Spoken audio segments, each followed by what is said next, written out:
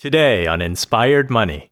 I'm meant to go to San Diego, and it was an absolute defining moment in my life. I mean, like angels were singing. I thought, like, God's talking through this man. I am being called to a whole other part of the world. And so that's what I ended up doing. I got on this plane, and he helped me. I mean, he bought my plane ticket for me. He was such a good friend.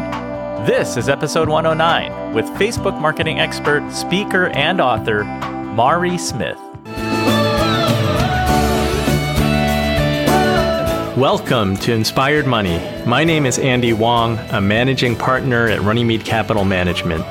Each week, we bring you an interesting person to help you get inspired, shift your perspectives on money, and achieve incredible things. From making it to giving it away, Inspired Money means making a difference, creating something bigger than oneself, and maybe, just maybe, making the world a better place. Thank you for joining me. Hey, Inspired Moneymaker, welcome back. If this is your first time joining us, welcome. I want to give you a little background on today's episode because it was recorded up in Boston. Last week, I was a breakout speaker at Inbound, where I talked about audio influence, also known as podcasting, and it's a really big conference. There were 25,000 attendees, and this year's keynotes included Jennifer Garner, Katie Couric, author of Eat, Pray, Love, Elizabeth Gilbert, Alexis Ohanian, he's the founder of Reddit and also husband to Serena Williams, Chip and Joanna Gaines, and others. Comedian Chelsea Handler performed. She was really funny.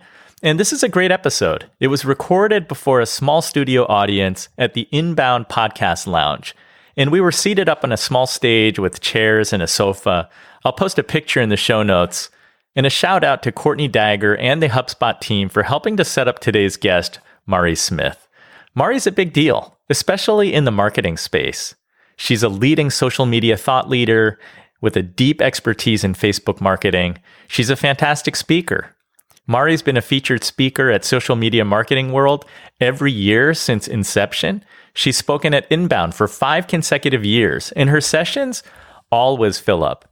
Even though she's known as the queen of Facebook, I wanted to get to know Mari, what her childhood was like, and the person behind the speaker and social media expert. In this episode, you'll learn about Mari, who's been working full-time since age 15, the importance of being open to new opportunities and having moments in your life when you just know, and the importance of refining your craft and being at the top of your game. Of course, we'll talk a little bit about Facebook, for example, being strategic about using Facebook for yourself or for your business. Now let's get inspired with Mari Smith.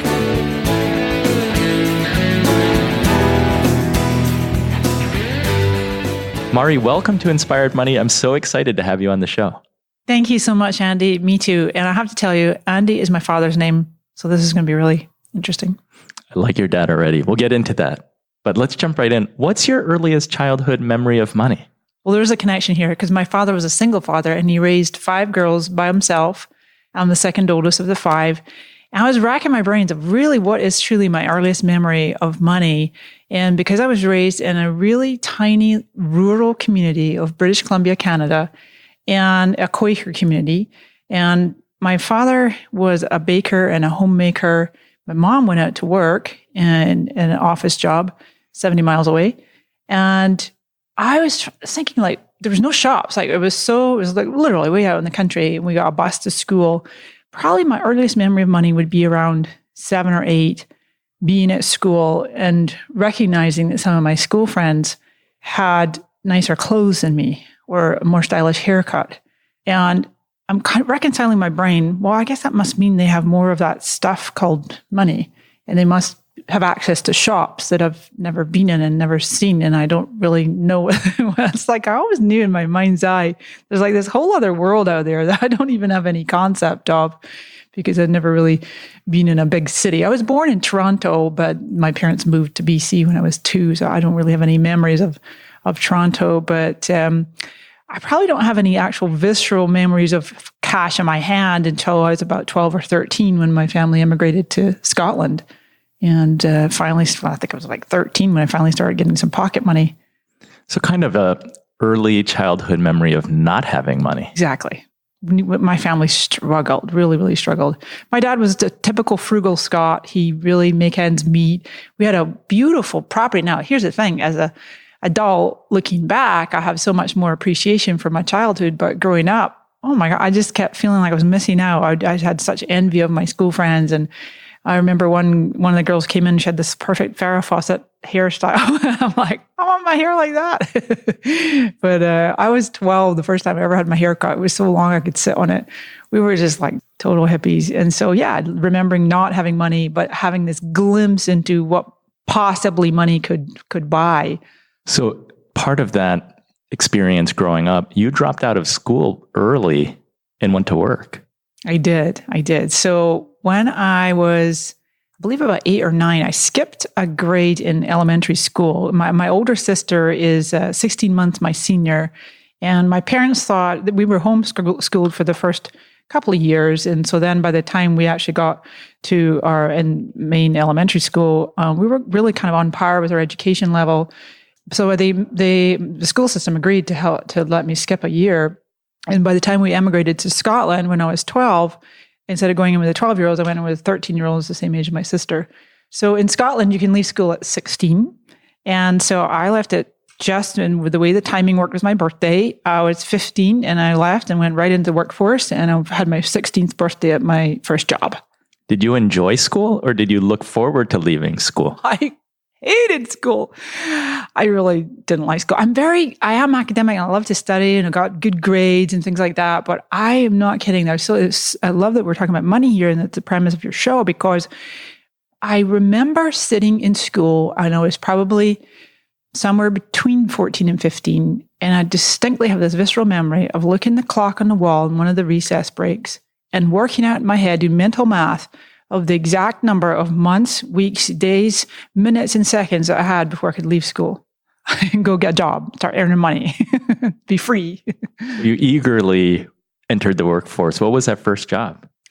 So very first one was a scheme they have in the UK. It's called the Youth Opportunity Program, or the YTS, or the YOP. It had all these different names, but it was like you could kind of go in almost like an internship and go into an organization that accepted this program and get experience in a lot of different departments. So I worked for this company called Christian Salveson. They were like a packing and shipping company, and I had a variety of different jobs as an office junior, and I would see typing was my thing because my mom was a secretary.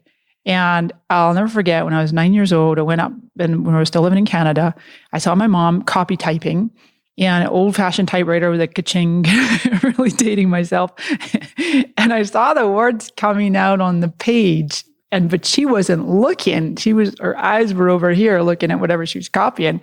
And I'm like, Mom, how are you able to make those words come out on that page? I'm like, if I put my hands over your eyes, can you still make words come on the page? And sure enough, she did. And I always remember, when I grow up, I'm going to be a secretary. I'm going to be so good at typing. And sure enough, that was my favorite subject at school. I could type 110 words a minute. And I took shorthand and did, I don't forget, it was like 150 words a minute. So when I started this youth training program job, I remember being in like the HR department, and I was doing some typing like so fast, and like ears are pricking up and going, all right, you can really type fast. And it was really kind of a theme throughout my different jobs after that. I always involved some part of typing. I think that many of us go to school, and as you're going through school, you're not really sure what it is that you want to do.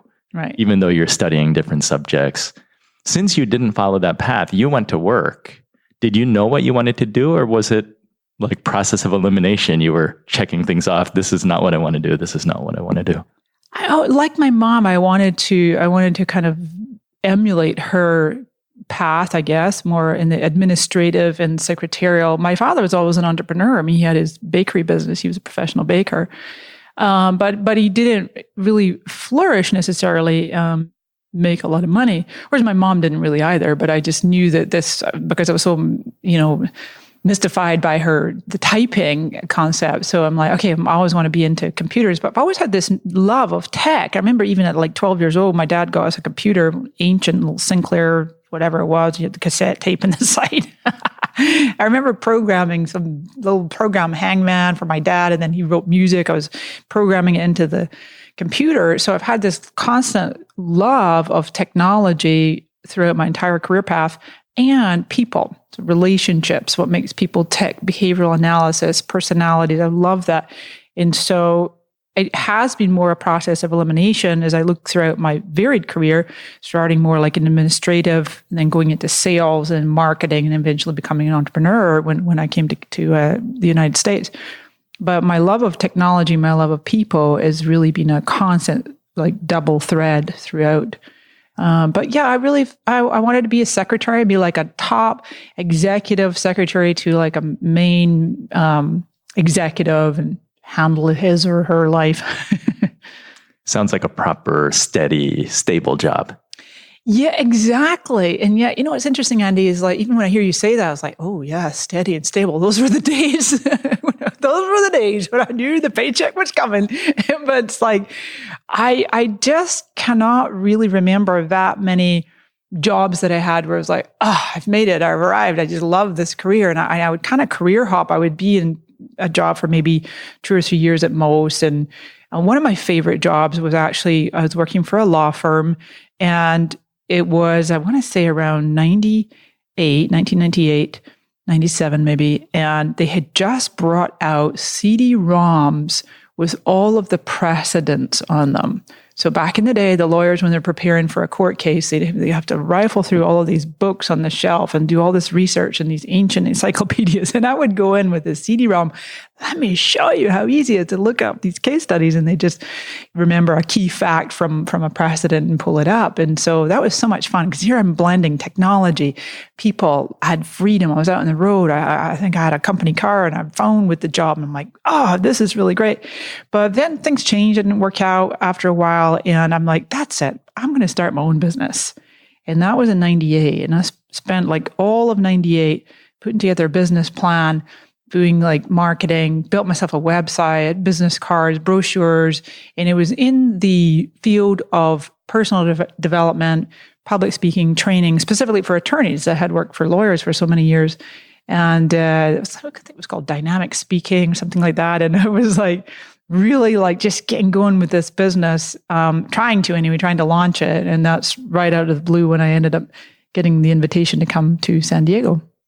Yeah, tell us about that, because I hear that you came to San Diego with 50 pounds in your pocket. I sure did. Somebody asked me this the other day. It's like, Mari, how much is 50 pounds? I'm like, it's about $100, about just roughly. So I did indeed. I was absolutely flat broke at the time. I was 32. And as I just mentioned, I had been spending about the whole of 98 putting together these grand business plans. I'm like, that's it. I'm going to be an entrepreneur. And I remember dragging my feet a little bit. My father was saying to me, Mari, you're ready. Come on, like pushing me out of the nest. Come on, you can do it. You've got clients now. And I think just that fear, though, making that leap of letting go of that predictable paycheck and relying on myself for generating money and putting my own roof over my head and whatnot. But it was ever since, so the story is I was literally going into my bank to get a small business loan to really launch my business properly. I was going to put some marketing effort behind this and just really go for it. It was right at that time when I got this call, and one thing led to another. It was actually a friend of mine had actually passed away, somebody I'd known from a long time, and then a mutual friend. I met him at the service where he had moved to San Diego. I hadn't seen him about 5 years. And he's like, Mari, what are you up to? And I'm like, things are great. My career is going amazing. Like trying to make it all. It's like the conversation unfolds. And a couple of minutes later, he's like, do you want to come to San Diego? I think you'd really like it there. And I just realized that, okay, I'm not supposed to build my business in Scotland. I'm meant to go to San Diego. And it was an absolute defining moment in my life. I mean, like angels were singing. I thought like God's talking through this man. I am being called to a whole other part of the world. And so that's what I ended up doing. I got on this plane and he helped me. I think he bought my plane ticket for me. He was such a good friend. And I had 50 pounds. I had 2 suitcases. I knew this one person. I had such determination in every cell of my body. And I've always said that there's this difference between a belief and a knowing. Because a belief, you could kind of like believe it, but then you don't believe it. Is it really going to happen? Oh my gosh. Oh, it's unbelievable, we say. Whereas a knowing, you just absolutely know. There's like this depth of trust that's in your soul, it's in your cells. And I knew that I was supposed to come to San Diego. Was that an instant feeling? You just knew? Yeah. So you didn't even have to think about it? No, I said to my dad, I'm going to go make a whole new life for myself. Oh, it gives me goosebumps. Because see, this happened to my dad. He immigrated from Scotland when he was 21 and went to Canada with 50 pounds. Did your family think that was crazy? What was their reaction? My family was very supportive. So I've got these 4 sisters. So one of them had already moved back to Canada. Actually, 2 of them. 2 of them are in Canada and 2 of them are still in Scotland. My dad was always very supportive, and he always had encouraged us to reach for the stars. He'd say, just go for it, go for your dreams. He was very accomplished, very accomplished. He wrote a book and wrote music and got a degree, and he was a very Renaissance man. So nothing could ever faze him. He was like, he knew like it was something one of his daughters really wanted to do, and he was very supportive. So 50 pounds and a plan. What was that plan? Is that for a conference? No. It wasn't an event happening. No, it was just come to San Diego, make magic happen. Yeah, just come to San Diego and create a new life for yourself and see how you like it, see how you can figure it out. This friend of mine, and he had married a local gal, and she had a son, and so I was like living with the 3 of them, and it was kind of tight quarters. But I literally had to get a return ticket. I could not come into this country with a one-way ticket. And this is pre 9/11, but nonetheless, you can't just waltz in, hi, I'm here to stay. And I hadn't done any paperwork or preparation for how to get my visa or anything like that. I thought, okay, I came in on my British passport with a 30-day return ticket. I'm like, okay, I got 30 days. I got to get this thing going. And the day after I arrived, I'm like pounding the pavement, I'm knocking on doors. I'm like, I got to get some money going here. And it's like, how do somebody hire you? I'm like, well, what's your social security number? Hey, I don't have one yet. I'm getting it. Where's your visa? Oh, working on it. So it's like, I just was resourceful. I ended up meeting an immigration attorney within that 30-day period, and I bartered him, built my website for a project he was working on in exchange for his legal fees. And my friend's wife ended up introducing me to a very, very networked person in in San Diego, who introduced me to a variety of people that got me connected, and I got my start. But it was touch and go, because I will tell you, on day 29, I knew, okay, this day 30, I knew, like I said, I had the knowing, but I'm like, okay, don't be testing me here, universe. This is taking it to the edge.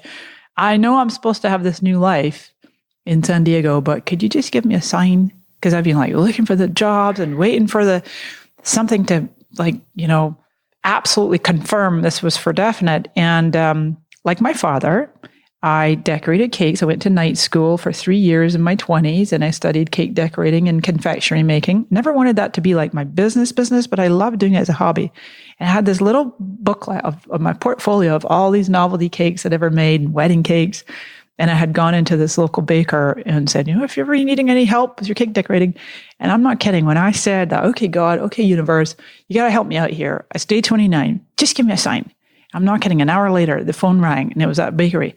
Mari, we're needing some help. Could you come in this weekend and help us decorate cakes? Sold. I'm like, okay, that's the sign I was looking for. In that job offer, that allows you to stay longer than the 30 days? Yeah, well, that gave me the little bit of grace period and I was already working on the visa by then, and I had my visa, and then this very well networked person, Carol Dyer, beautiful woman. She's still one of my dearest friends, and she ended up sponsoring me and helping me to get my visa. Well, I know that you have a reputation for making these human connections, and this was doing it analog, the old-fashioned way. Yeah. At some point, you discover Facebook, and it seems like the digital world like supercharges your ability to make even more connections. Oh, it so does. I love the way that you said that. It's so true. And it's interesting because it was in 2007. Oh, so like my career was, since I became an entrepreneur, is predominantly been in internet marketing, information products, e-commerce, email marketing.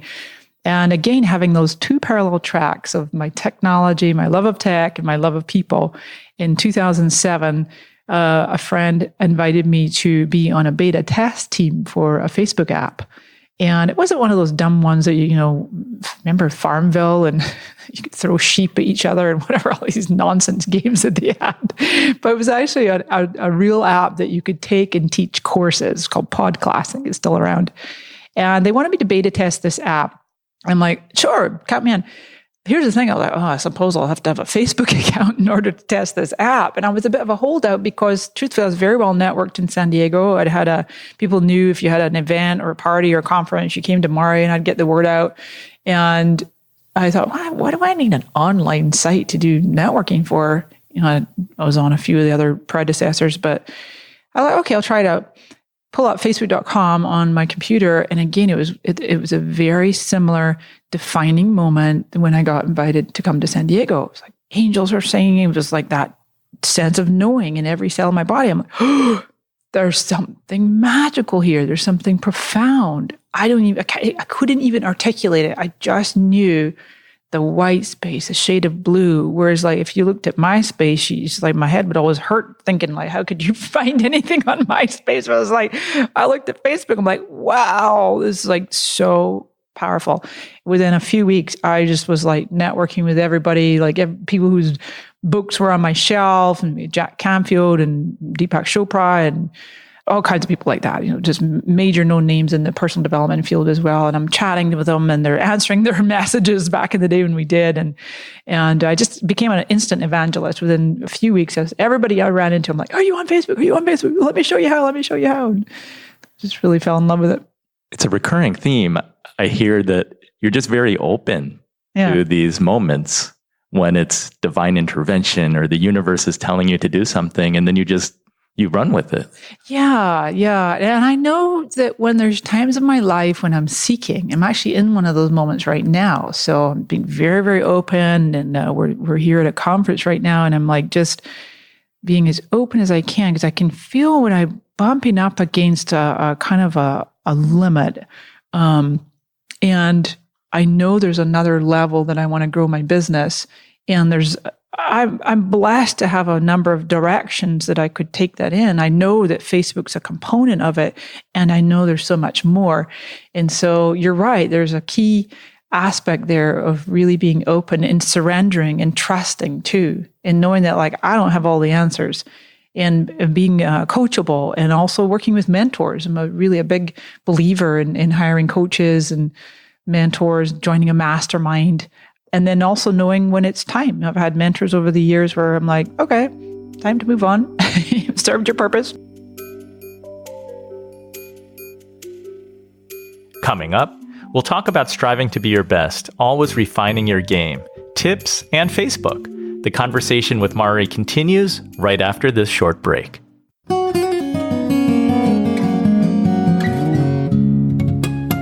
The show notes for this episode can be found at inspiredmoney.fm/109. If you're listening in your car or wherever you are, check the show notes if you want to learn more about Mari or things mentioned in this episode. It's time for the Runnymede Money Tip of the Week. So this week I want to give you a practical tip for savings. And this is something that I've heard from several different places, and it's kind of a tale of you have to spend to save. The story here is saving every time you receive a $5 bill back in change. So it sounds pretty easy, but it can add up. I've heard stories of people who have implemented the saving strategy, and just saving $5, one $5 bill at a time, it really adds up over the course of a whole year. So this is what you do. This makes a lot of sense if you use cash frequently, or you have to make an effort to actually use cash more often. If you're budgeting out your expenses for the week and for the month, figure out how much your spending is and take out that amount of money at the beginning of each period. And it's good to take out your money in 20s and 10s. And whenever you're buying something and there's a transaction, for example, if you're buying coffee, use your $10 or $20 bill, because there's a good chance that you're going to get a $5 bill back. Every time you get $5 back, save it. Keep it in a special place in your wallet. And when you reach $100, put that in a bank account. Put it in a checking account or savings account, somewhere safe where you're not going to spend it. And each time you reach $1,000 in that account, move that to a place where you can invest it, so your money is actually working for you. I think that this $5 saving strategy can really be helpful and impactful and make a difference, because I've heard stories of people saving $40,000 over time, something really significant. Give it a try. Be consistent and stick to it and see how you do. See if it makes a difference in your life. That's the Runnymede Money Tip of the Week.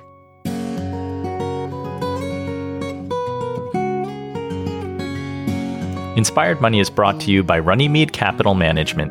We help you to plan, invest, and worry less. What's your biggest financial challenge right now? Do you have a money question? Do you need to consolidate old retirement accounts? If you need help, go to inspiredmoney.fm/Andy to email me, or schedule a 15-minute call at inspiredmoney.fm/15. I'd love to hear from you.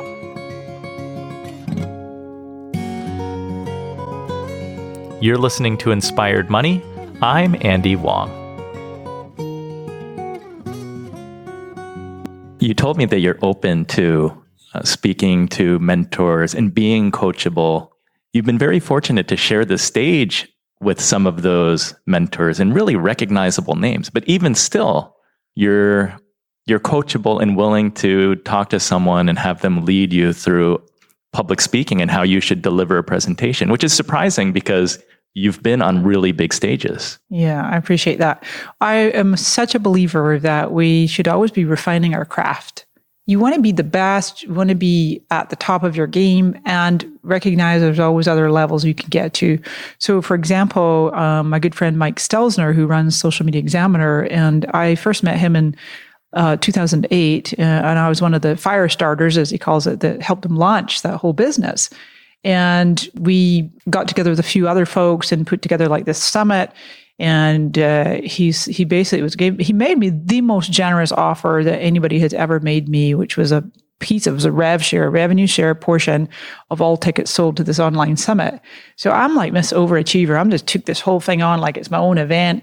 Everybody and their mother, I'm like, sign up for this event, it's a social media summit. I ended up like outperforming the other two fire starters by a long margin. Mike says the biggest affiliate check he's ever had to write. But that was really, I helped him get his start. And we've had a long relationship. I've spoken at every summit over the years. I've written for his blog. I've done videos for him. I've spoken on his stage at the Social Media Marketing World for whenever it started, 2013. And it was last year, we got talking. I was really pushing him like, Mike, it's about time I was on the main stage. You know, you got just a little too few women on your stage. So come on.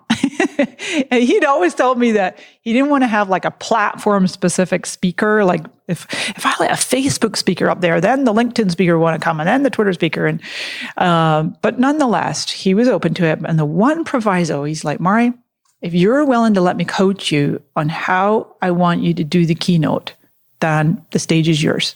So I'm like, no problem. And I am very coachable. So I go into the first meeting with him and so he's outlining how he wanted it. It was like a 2 or 3 hour meeting and I'm taking notes, feeding back to him. What did you just hear me say? Blah, blah, blah. Okay, how about this idea? He just sat there with his jaw on the desk and he's like, Mari, this meeting went so much better than I could have imagined. You are so coachable. And I was like, yeah, absolutely. You know, because I mean, it's your stage, you know, your audience. And I also know where I'm totally open to input to refine my craft. And actually, I went out and hired a public speaking coach, an MC. And I'll tell you, I'll give you one secret tip. The number one thing I learned from this coach, Brett, he's actually he's a public speaking coach and an MC coach. And I'd met him. We were both speaking at an event in the Bahamas last September. And he said, if you watch how many people speak on the upturn and end their sentences like a question, it's like, but if you make a point of ending your sentences on a downturn, it makes a dramatic difference so that you sound more authoritative. You don't sound like you're questioning your own self and ending on an upturn. So anyway, just little things like that, little tweaks, a little refinements, and recording myself every time I speak, record myself, be willing, always willing to watch and with compassion. And not like, oh my God, this is wrong and that's wrong. But I find it's really one of the most powerful ways to improve. I love that tip. It's very easy to implement. Yeah. And it can make a big difference. Yeah. From the outside, people look at you. You're Mari Smith. you're on this trajectory, like you're successful, you're big in your space, you're the queen of Facebook. For you, do you have a sense that you're never satisfied because you have this openness to always be learning and always to be improving your game? I wouldn't say it's about never being satisfied. I think it's incredibly important to be at peace with where you are at your life. And I can feel, even as I'm answering this question, I can feel my deep Quaker roots. And they're just a wonderful, peaceful, accepting, loving faith, and very all-encompassing, a lot of compassion. So I think it's really important to be comfortable with where you're at. The Quakers are typically not that materialistic. And as for me, I like to have that fine balance. Like one of my absolute luxuries is I have a personal stylist that I've worked with for 7.5 years. So I never have to think about what I'm going to wear today. She shops for me, picks my outfits for me, particularly for my public appearances.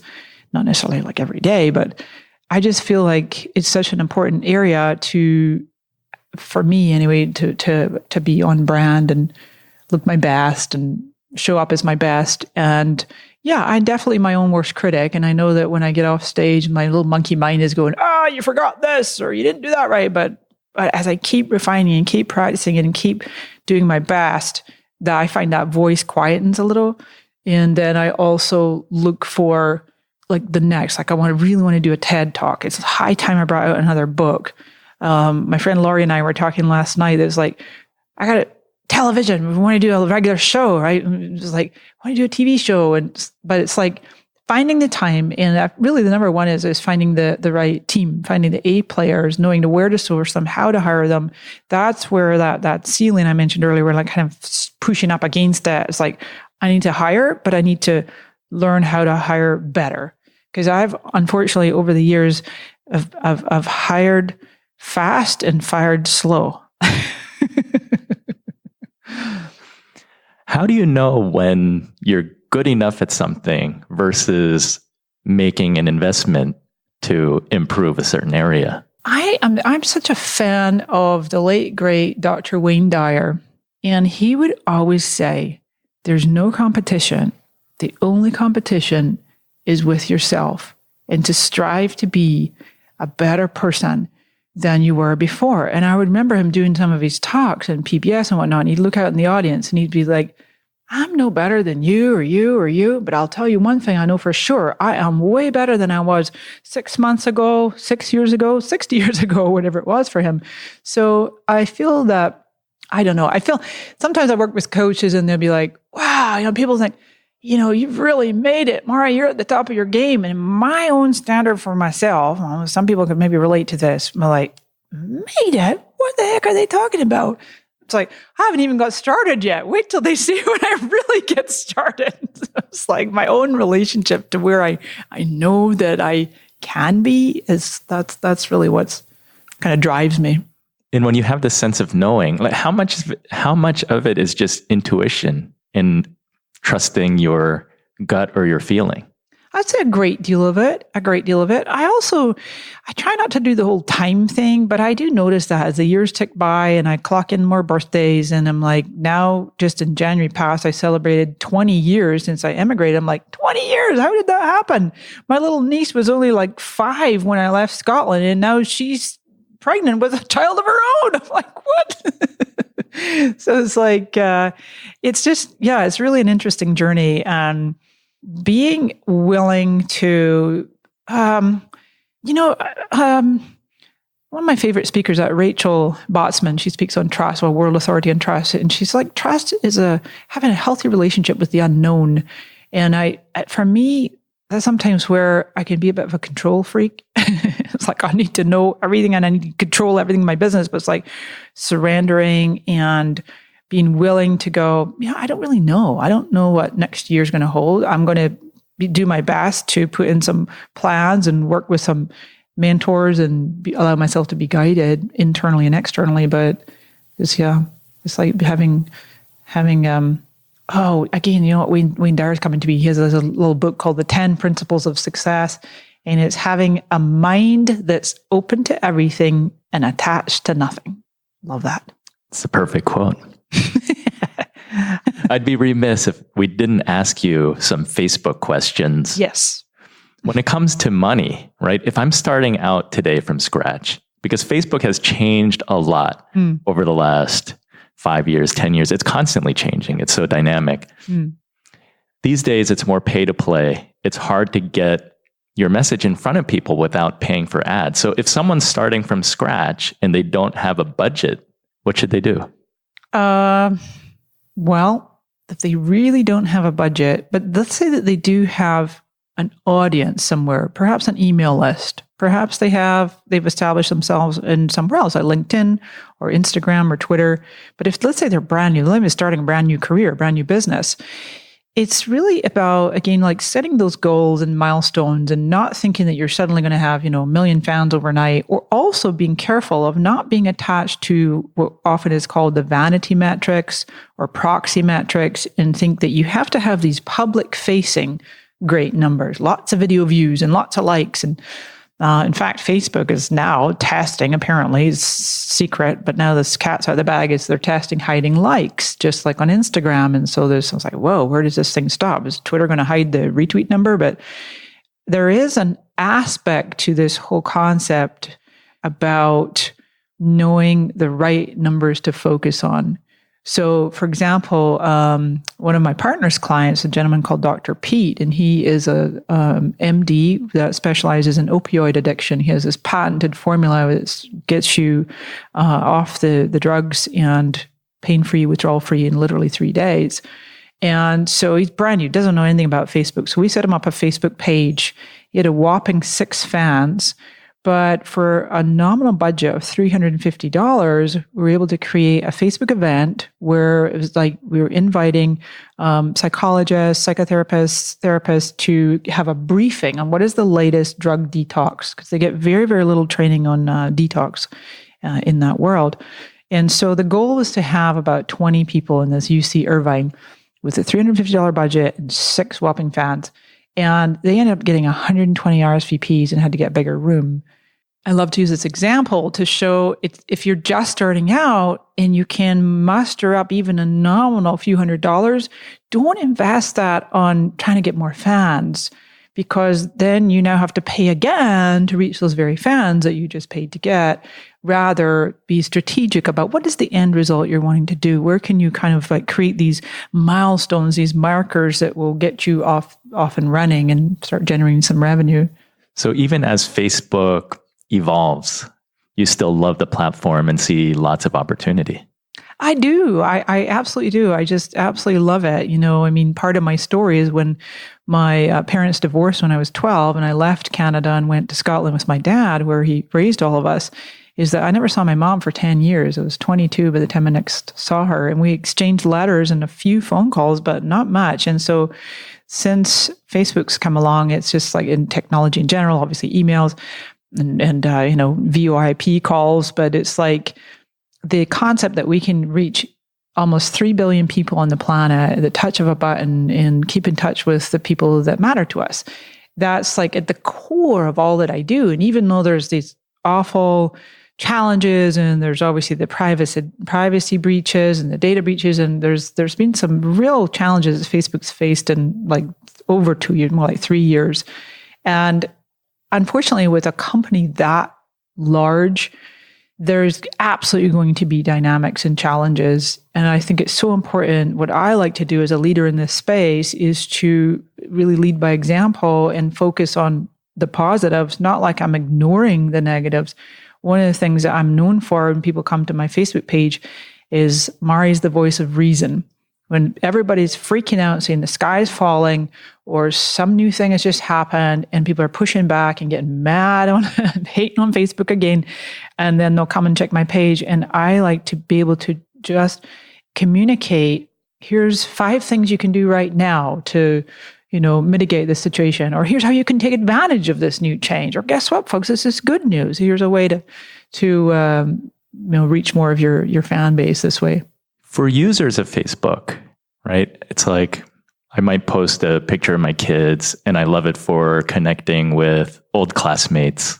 But as a business owner, how does one have to think about for their personal page? Like, how should they be using Facebook? Oh, I'm so glad you're asking this. I think one of my quotes is out there that it's so important to recognize that anything online, even when you think it might be to friends only or to private, at some point could surface. So if you're looking to get hired, or maybe you're looking for a new job, or obviously you're looking for clients, whatever it might be, everything you have online is findable, is searchable, is compiled in this giant digital dossier. And you have this footprint out there. And even right now, like in a hiring process myself, I will literally go to people's, or my team goes to people's Facebooks or LinkedIn or Twitter and Instagram. We start digging around. We'll even look at their partner or their spouse. I know I'm giving all my secrets away, but it's like people show you who they are in their choices that they make and what they're willing to pay, especially publicly.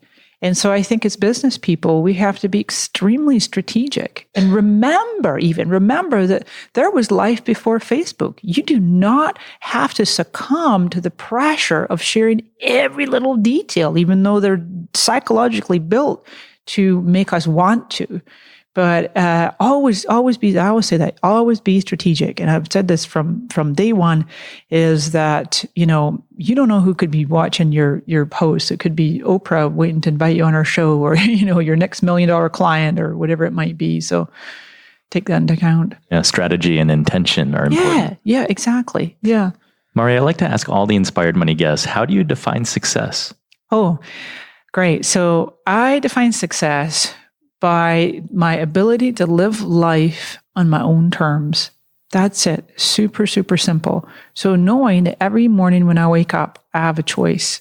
I have a choice in my different actions, certainly in my attitude, and what I'm going to focus on for that day, week, month. And I love being my own boss and running my own business and steering my own ship. I do internally, privately, only with my partner and my CPA, my financial team, do some financial measurement. But publicly, it always astonishes me when some, privately held companies or entrepreneurs feel the need to share their revenue publicly. It's just not something I've ever been comfortable, because we're always so quick to put people in it. Oh, you make this amount of money, or they'll be like, to some people like, oh, that's a lot, or to other people like, is that all? So it's like, I don't like putting a dollar amount on what success looks like for me. And I honor that for other people, it's different, and that's fine. Well, thank you so much for sharing your story. It's so inspiring. You're a self-made woman working since age 16. Yes, 15 and a half. And you continue to build and have this trajectory. Yeah. So can you tell the Inspired Money listener where they can find more about you? Obviously, Facebook. Mm-hmm. Yeah, marismith.com. It's facebook.com/MariSmith. Twitter is @MariSmith. Instagram is Mari_Smith. And as I always like to say, just Google me. Thanks so much, Mari. You're welcome. So what was your favorite Inspired Money moment? I had a couple. One thing that I thought was super practical: record and listen to yourself back. Mari said that being willing to always watch yourself with compassion, that's one of the most important ways to improve. And I love this idea because I've heard this from legendary musicians. They tell me that recording your playing is just such a helpful learning tool. You get a lot of feedback. You hear your timing, your dynamics, meaning how loudly you play. So if it's something that you do, if you're a speaker or you're trying to improve, listen to yourself frequently. It helps a lot. But keep in mind that Mari did mention you have to be compassionate. You can't just be critical of yourself and get yourself down. So be compassionate, be constructive, and use it as a helpful learning tool. My other takeaway is that Mari does sound like an artist. Her advice about being at peace at where you are in your life, but then at the same time, always striving to be better. I think that's a really powerful combination. So thank you so much for joining me. If you had a different favorite Inspired Money moment and takeaway, let me know by posting in the private Inspired Money Makers Facebook group at inspiredmoney.fm/Facebook. If you're not subscribed to the podcast, please go and subscribe now, and I hope that you'll join us next week. The music you're listening to right now and all other music on today's show is by the amazing Jim Kimo West. Have an inspired week and do something that scares you, because that's where the magic happens.